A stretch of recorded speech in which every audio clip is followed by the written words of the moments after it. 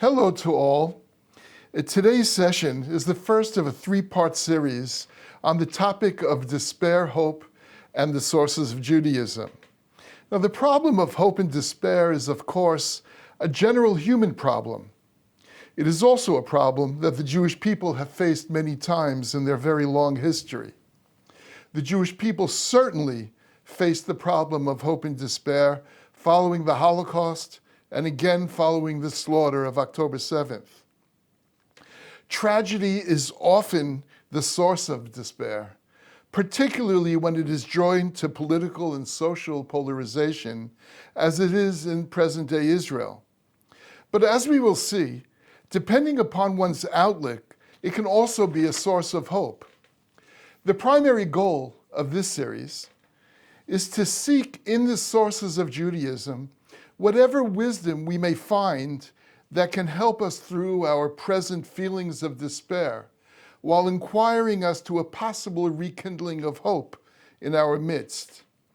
The three meetings that comprise this series are entitled Faith Under Fire, the Midrashic Response to Catastrophe. That's what we'll be discussing today.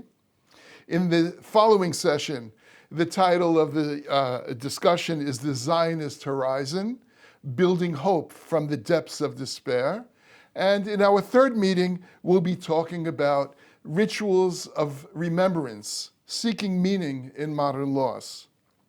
Now, in today's session on faith and the Midrashic response to catastrophe, we will be concentrating a little bit later on three texts. Two of them are ancient and one modern.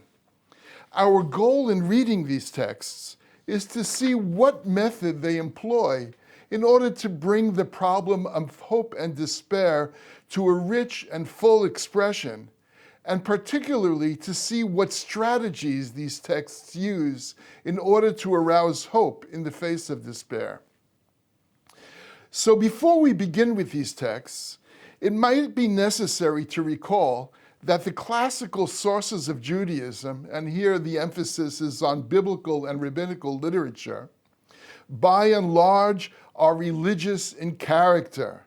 That is, they presume that there is a God who created the world, a God who rules over all and who controls history, a God, and this is most important, who is fundamentally good and just.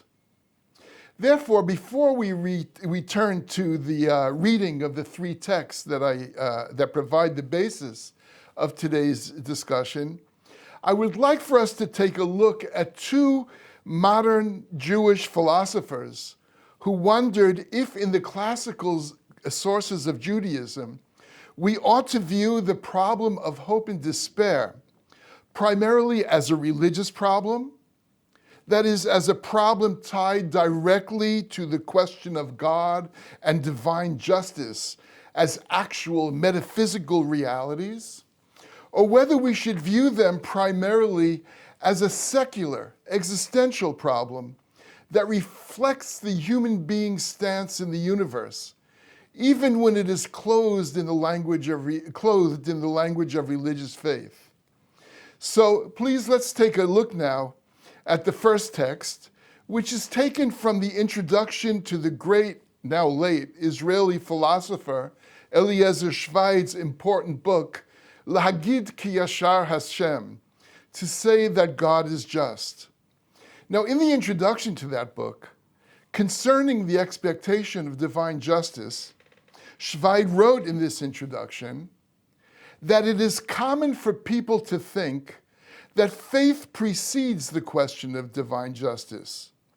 The truth, however, is that the question of divine justice is fundamentally part and parcel of faith.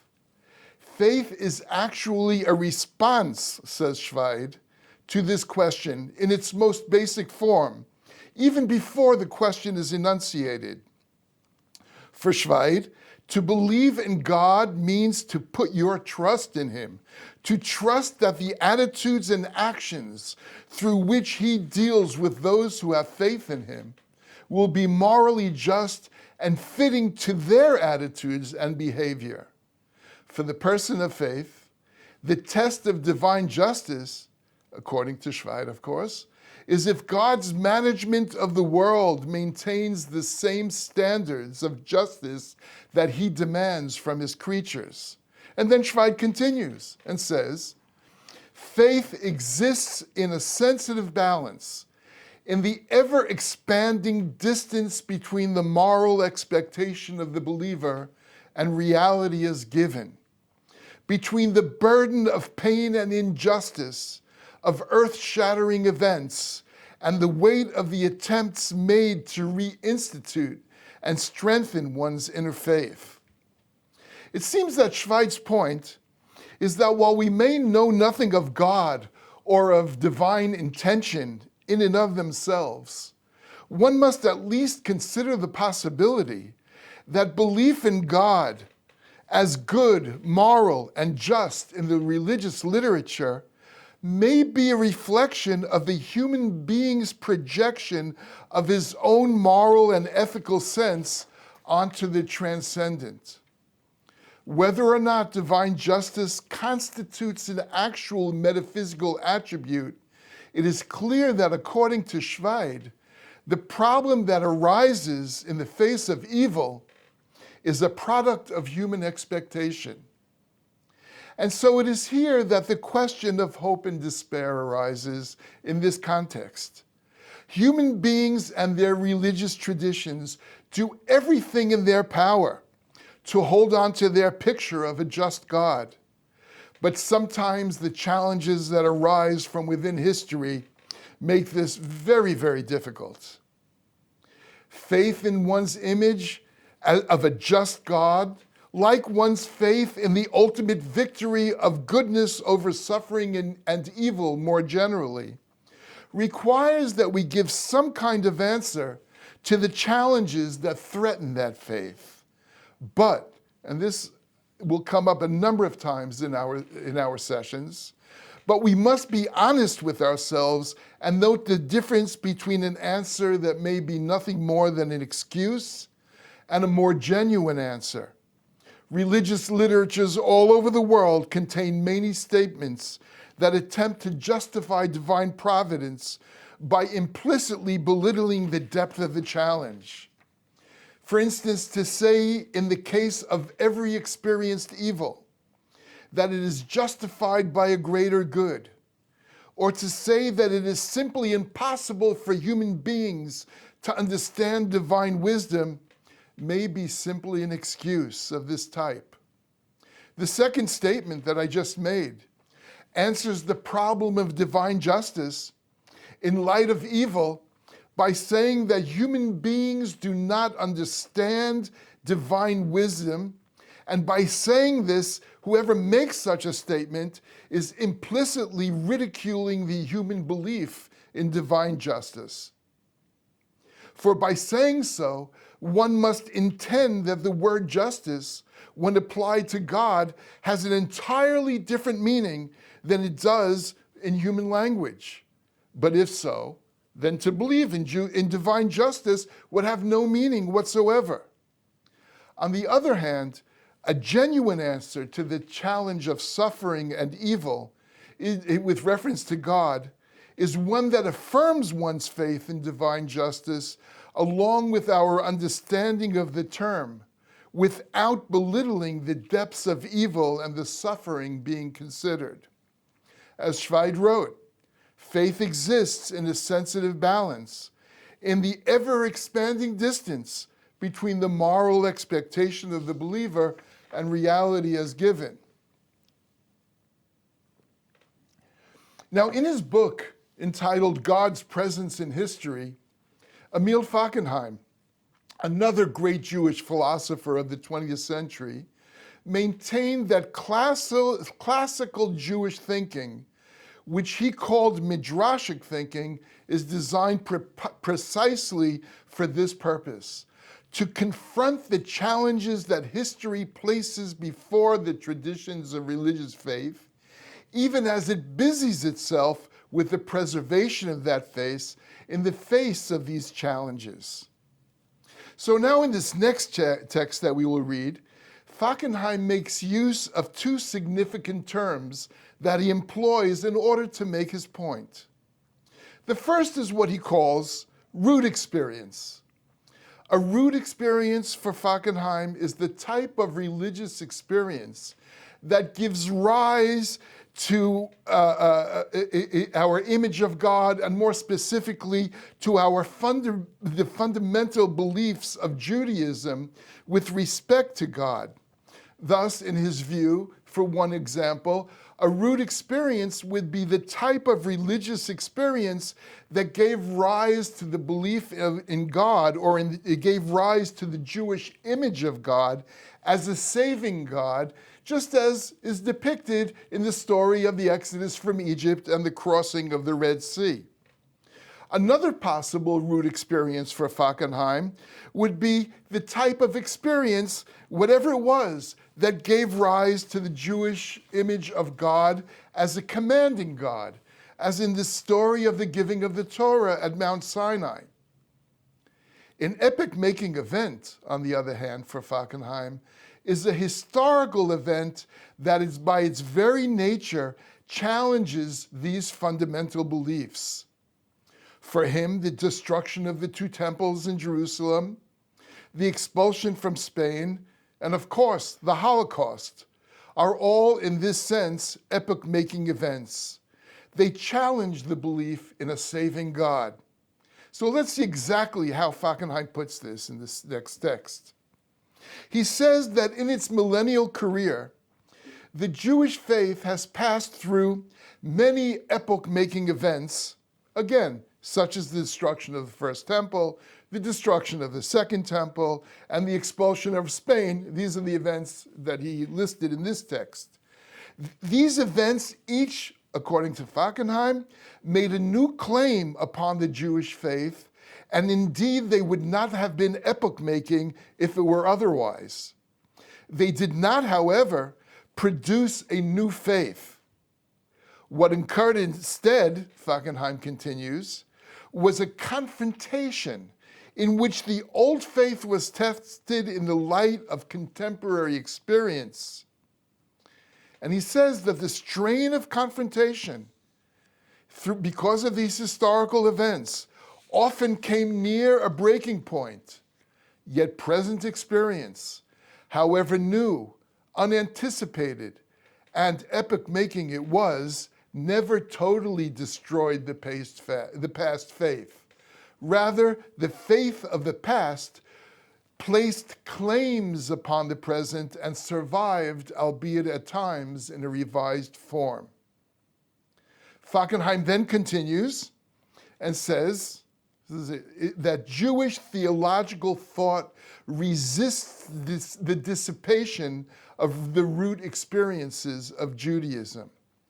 It aims at the preservation of previous faith by becoming Midrashic. Midrashic thought, he says, cannot resolve contradictions in the root experiences of Judaism, but can only express them. Seeking adequate literary form, the Midrashic content can find what it is looking for only in story, parable, and metaphor. So now I would like to clarify exactly what does Fackenheim mean by Midrashic thinking, and why, as opposed to, let's say, philosophical discourse, Midrashic thinking must find its expression only in story, parable, and metaphor. The key point here is malleability, the ability to change, and more specifically, the ability of Midrashic or Midrashic-like texts to mimic the changes that are going on in history, to express those changes. When philosophers and theologians discuss the problem of divine justice, in the face of evil, they can only do it through the use of abstract terms. They can only theoretically explain what it means to say that God is good, and they can explain only theoretically how it might be possible for God to be good and for there still to be evil in the world. Now, this is very different then from the method used by Schweid and Fackenheim, who both actually used the method of Midrashic thinking. Because for the two of them, the problem is not a metaphysical problem, but rather an existential or a historical problem. Midrashic thinking is malleable because it uses story, parable, and metaphor in order to bring to the fore the manner in which the concrete dynamic of reality, as experienced, affects the faith of the believer. Therefore, Midrashic thinking is able to express the challenges to faith that arise from within the dynamics of historical change in a way that philosophy cannot. So, in any event, we can say that the similarity, if we look back on the text that we read before a few minutes, the similarity between Schweid and Fackenheim is obvious. Neither one of them looks to religious dogma in order to understand what the sources of Judaism have to say about the problem of divine justice or the problems of hope and despair. They rather view Jewish tradition, among other things, as a continuous and dynamic struggle for ultimate truth. Schweid's emphasis was on the existential tension or seeming contradiction that is inherent in the meeting of an a priori faith in the good and the given experience of suffering and evil, while Fackenheim's emphasis was on the actual historical dynamic through which Midrashic thinking works out this tension or contradiction.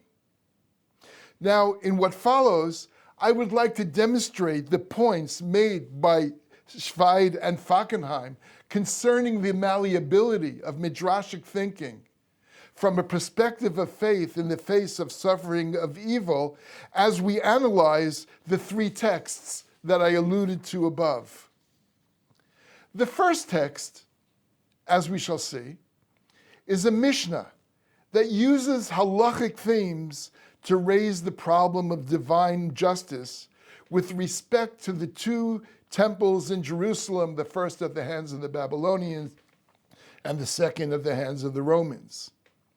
It is a Mishnah that appears in the tractate Avot, Masechet Avot, also known as Ethics of Our Fathers.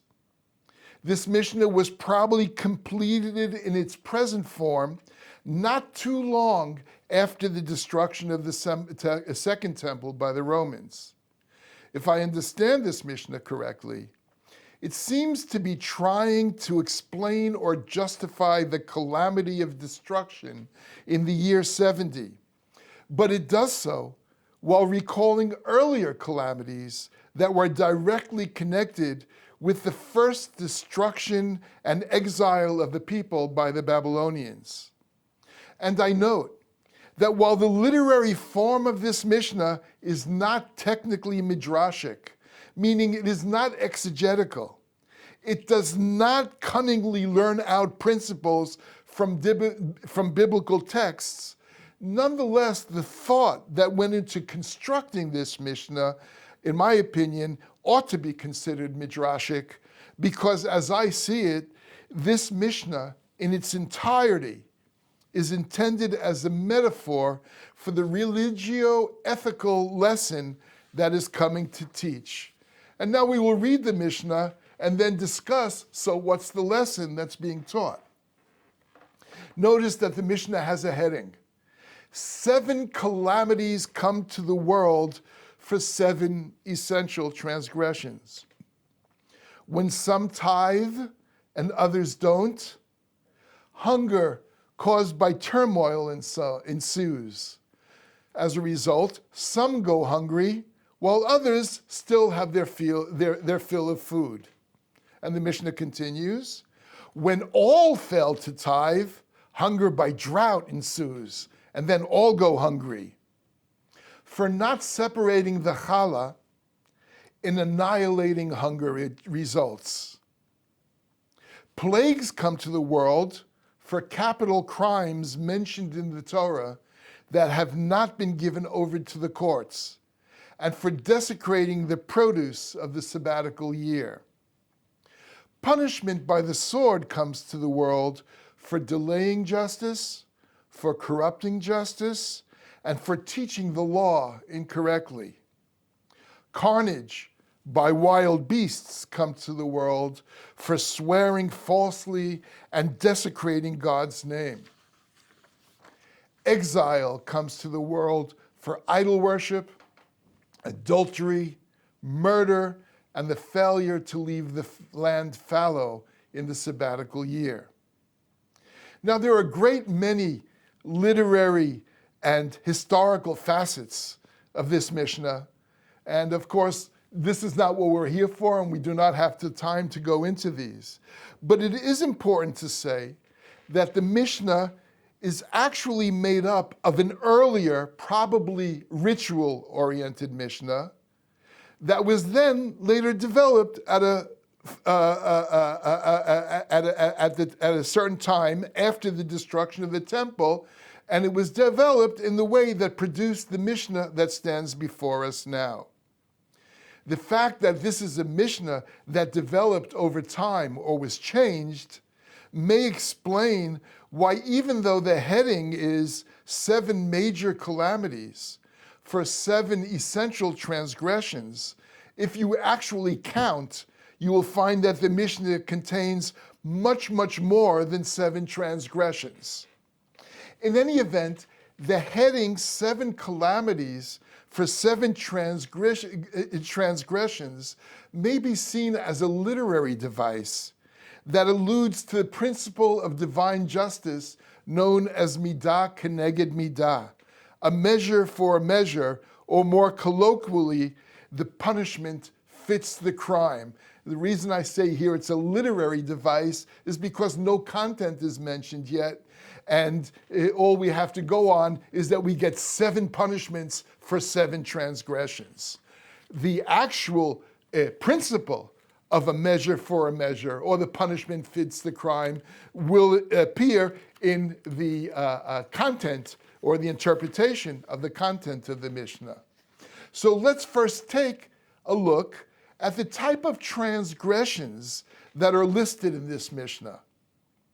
In the first part of the Mishnah, they are primarily ritualistic transgressions, and they may be a remnant of the early original Mishnah that appeared here. But even these, we should note, contain some social or ethical significance. And I'll explain this along with the terms for those of you who are not familiar with terms such as tithing or challah, what this stuff really means. So succinctly put, tithe is a 10% tax that went to support the temple's ritual activities, and it also fed the priests and their families. But we should know that there is also a tithe that was given to the poor people, a tax to feed the poor people. So not tithing is clearly both ritual, but also it is a social and not only a ritualistic transgression. Further on in the Mishnah, the transgressions of laws concerning the sabbatical year is also mentioned, if you recall. This also carries both ritualistic and social or ethical significance, in that during the sabbatical year, one must let the land lay fallow, both in order to commemorate divine sovereignty over the land, over the earth, but even more practically, in order to allow the poor people to feed themselves on whatever fruits remain in the land unobstructed. So here too, the transgression is clearly both ritualistic and social or ethical.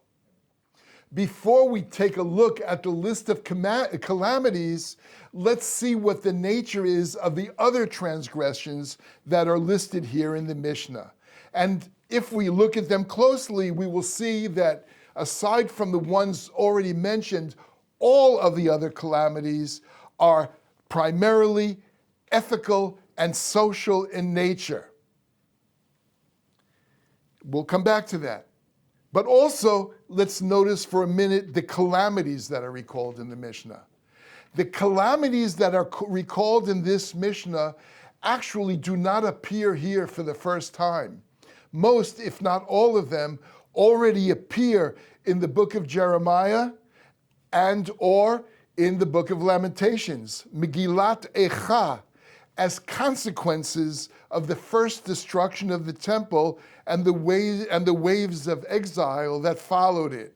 And now we're going to see the transgressions and the calamities, the punishments come together to make a very clear point. In order to feel the full theological power of this Mishnah, we should imagine how these calamities that were already mentioned in the Mishnah, and I'll mention them again in a moment, that are all part and parcel of destruction and exile, must have been experienced on the part of a people that fully believed that they were the Creator's chosen people. Those who actually experienced ultimate destruction and exile, death by the sword, carnage by wild beasts, etc., would surely wonder, along with the book of Lamentations, Eicha, the word Eicha, how? How could this have come to pass? Surely whatever transgressions we may have committed do not justify total destruction. But the Mishnah responds as if by saying, look again, reflect upon your actions, transcend the present moment, and you will see it is not only a matter of arbitrary suffering, but of divine retribution based on the principle of a measure for a measure. Your crimes are much more severe than you thought. You let murderers go unpunished. You use the law to persecute rather than adjudicate. You cause suffering by obstructing and delaying legal processes. You corrupt the law and manipulate it for personal gain. No, despite first appearances, the Mishnah teaches, it is all in accordance with the principle of divine justice. Midah keneged midah, a measure for a measure. You have corrupted your society to the point that it no longer has the right to exist, and therefore it was destroyed. Now, in order to put this in the proper perspective, we should know that already in the first temple period, the prophets had warned of a coming destruction if the people continued in their sinful practices of idolatry and social injustice. So that at the time of the destruction and the beginning of exile, it was already clear to many that these came about as a punishment for iniquity. Such a quick understanding that the calamities that befell the people are justified by identifiable and severe transgressions, as it really did happen. We see this in Megillat Eicha. The fact that this acknowledgement came very quickly after the first destruction did not, however, repeat itself at the time of the destruction of the second temple or in times of later calamities. In fact, if we turn now to the destruction of the second temple, it took a very long time and a great many suggestions until the rabbis were able to enunciate a clear understanding as to a specific transgression, such as blind hatred, as the cause of the destruction of the temple in Jerusalem by the hands of the Romans. In this context, I even view the Mishnah that we just learned as but one of many attempts to explain the second destruction before rabbinical tradition finally settled on the transgression of blind hatred. Now, the reason that it was so hard to decide what the transgression that justified the punishment was, the reason for this is that the rabbis simply could not identify at the end of the Second Temple period any explicit biblical transgressions, such as idolatry and social injustice, that the people were so guilty of that they could in any way justify the depth of the crisis. They simply did not have the explanation at hand that the prophets did in the time of the first destruction. The prophets looked to the people and immediately saw the reason. The rabbis, after the second temple destruction, could not see, and it took a long time to decide on a reason. Now, this is doubly true in about 100 or so years later, in the period of the edicts of Hadrian. At least, as we will now see through the eyes of a famous Midrash that appears in the Mechilta. And I'll give a little bit of explanation of this next text before we actually read the text. And I'll say that the reason that the attempt to justify Jewish suffering in the time of Hadrian's edicts was much more difficult than earlier challenges is that in the case of Hadrian's edicts, it was clear from the start, and please hear this carefully, it was clear from the start that the rabbinical leadership of society was made to suffer unbearable suffering, not because they broke God's commandments, as in the first temple, or in the destruction of the first temple, or because the people had transgressions like the rabbis eventually decided were the cause of the destruction of the second temple. But the suffering and the evil in the time of Hadrian's edicts was because the rabbis explicitly kept the Torah's commandments. The rabbinical Torah sages were tortured and executed precisely because they kept God's law and continued to teach Torah after these were forbidden by the Romans. So in contradistinction to the Mishnah that we learned above, the Midrash taken from the Mechilta on the books of Exodus, Sefer Shemot, struggles to maintain the belief in divine justice, though because of the new depth added to the challenge, arising from the historical reality, it really had to bend over backwards in order to do so. And now we go to the next text. So this is the Midrash as presented in the Mechilta.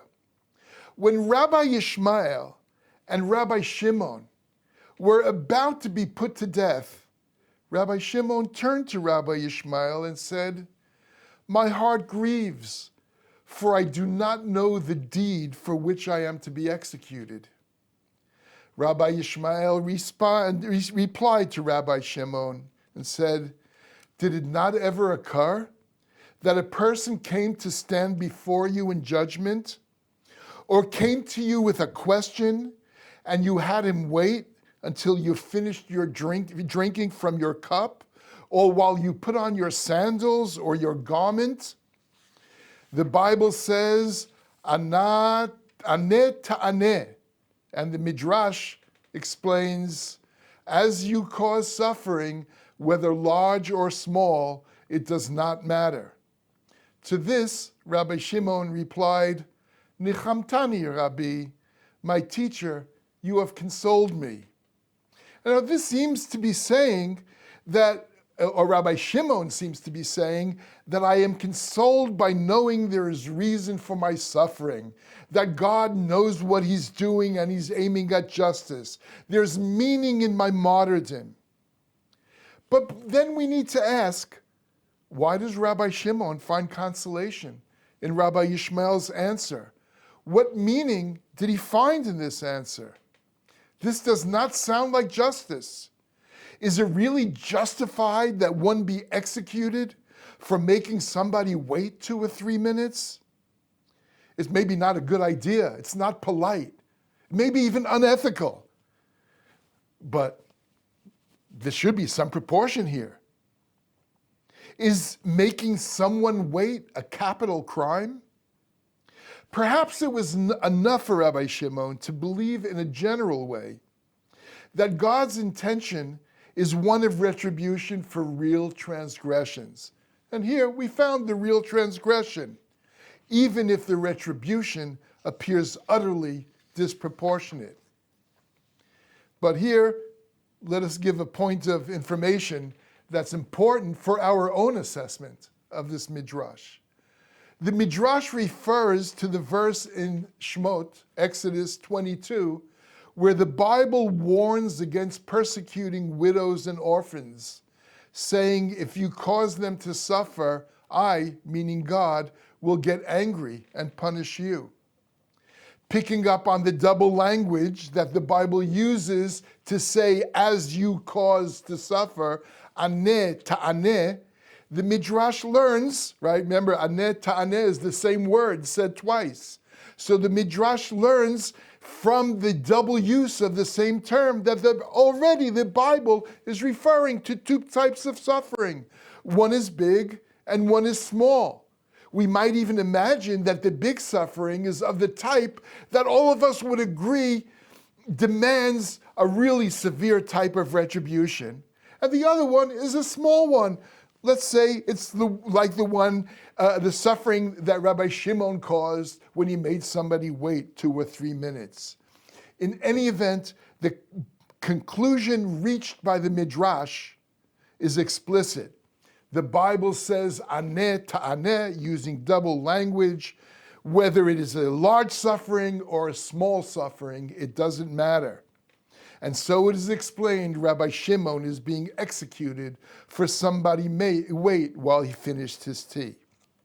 Now, to summarize to this point, both the Mishnah, 7 calamities for 7 essential transgressions, and the Midrash, wherein we are made to understand that Rabbi Shimon was tortured and executed for making someone wait a few minutes as he finished his tea, let us admit that both of these struggle to justify divine providence.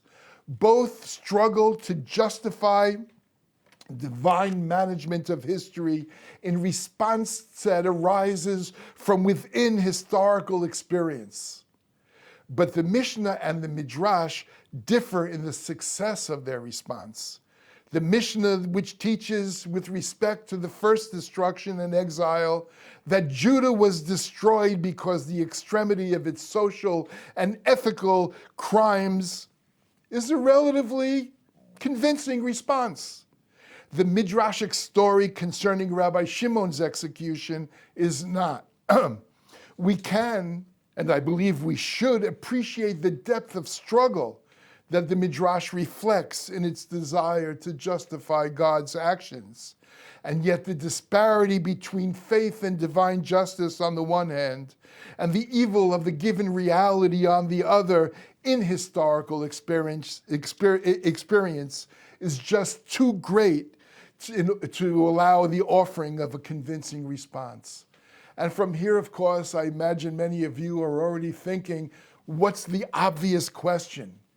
The obvious question, well, what about the Holocaust?